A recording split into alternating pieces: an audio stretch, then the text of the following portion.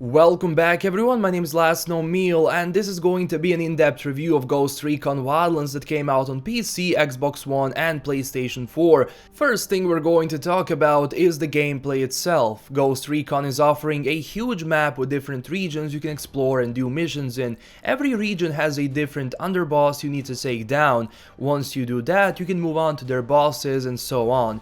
As you know, the game is set in Bolivia and you're taking a role of a covert op sent to do one thing: take down the Santa Blanca cartel, piece by piece. Now before you go on to doing main missions, you need to gather intel. Now this intel is going to provide you with more missions for the underboss or the boss itself, and once you find out where the underboss is hiding, you make a move on them.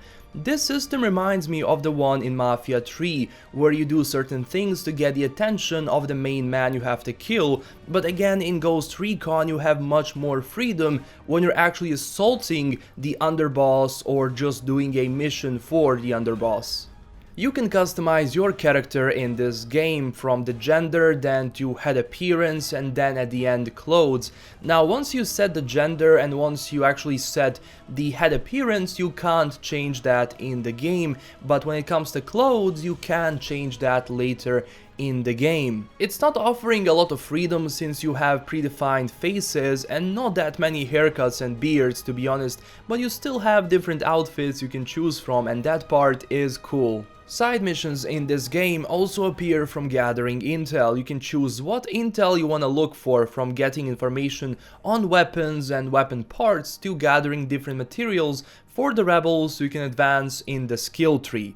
You can invest into 5 different skill trees, being weapon, drone, item, physical and squad. Also one extra you unlock by doing missions for the rebels, unlocking different things like artillery strike, vehicle drop off and so on.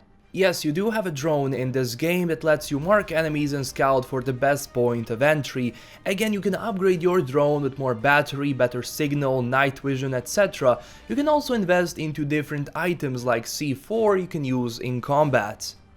Now, when it comes to how you do missions, this game really gives you the choice to go from being invisible to complete chaos, depending on your playstyle and the playstyle of your teammates. Ghost Recon is also a co-op game, as I said, but you can play solo, with your friends or some random people you find. Again, playing co-op can be difficult at times, really depending on your teammates. Some can be complete idiots, while some want to play this game as it should have been played, by being methodical and tactical at the same time. But if you play with your friends, you will have an amazing time.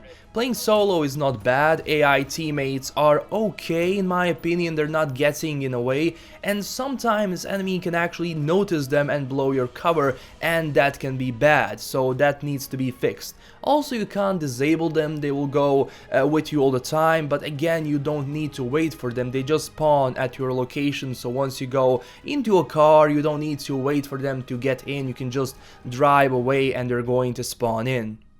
When it comes to combat itself, enemies can be difficult on harder difficulties, but it really depends from your playstyle, since going blind into a base and shooting everything without a silencer is going to get you down, and once you go down, your teammates have a certain amount of time to revive you or you die, which is a mission over.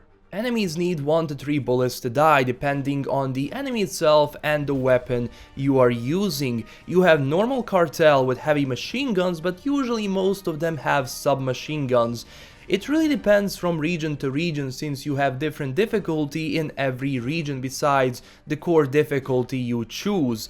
The region can be harder and easier, usually depending on the amount of enemies and undead, which is the army, and those guys can kick some ass, since they have helicopters in the air and just alerting them is not a smart move. You can choose from a variety of weapons, from assault weapons to submachine guns to snipers, light machine guns, pistols and so on. You can find the weapons in the regions by either gathering intel or sweeping through various bases, but you still get special weapons when you kill an underboss, so basically unlocking a weapon means going through a certain base and just uncovering the weapon there. Weapons feel good to shoot, you won't experience an epiphany, but still you do have bullet drop, recoil and so on. One thing I also forgot to say is that the AI, it's not the brightest. Sometimes you shoot an enemy really close to the other guy and he doesn't see anything. Also, when they do get alerted, reinforcements can just appear out of thin air. They surround you and in seconds you die, which doesn't make sense since I would rather have the reinforcements drive into the camp, which happens sometimes, but usually they just spawn in, and that can be bad, especially if you're playing on harder difficulty.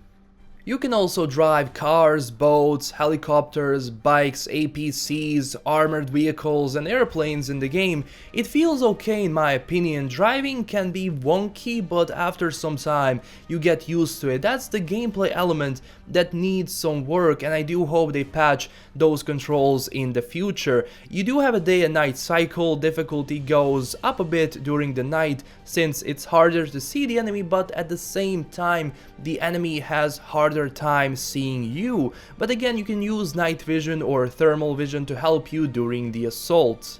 Now, missions themselves can become repetitive at time, and I believe that the weakest part of this game is that the lack of innovation that goes into these missions. Same problem that the previous Ubisoft game, The Division, had. And I really thought they would learn, but again, it's not as repetitive as Division was, since you have different bases and points of entry. Also, co-op does help with that, since you have more fun that way. Graphically, this game looks great, but keep in mind that I am playing on medium to semi-high settings, and this game can offer a lot more. Optimization is good, but still it has problems on some PCs, and I believe that people that have AMD graphics cards have problems playing this game, which I don't know if I noticed because I do have an AMD card. And I think it's okay in my opinion, but Ubisoft promised they will work on this as the time goes by. Also, you can access a lot more settings from the UI to graphics, sound, the gameplay itself, where you can disable certain parts of the HUD. If you want to play without the HUD, you can do that as well, but again, map can be sometimes beautiful. Every region offering either the jungle or desert or mountains and so on, but it's kinda boring, with usually just random civilians walking by, some cartel patrols and cars passing by, and I'm guessing that they should have implemented just some little details that are going to immerse us more into this world of Bolivia, because that would expand the game and add more depth to the game. But all in all, it's okay. It's not anything special, it's just okay.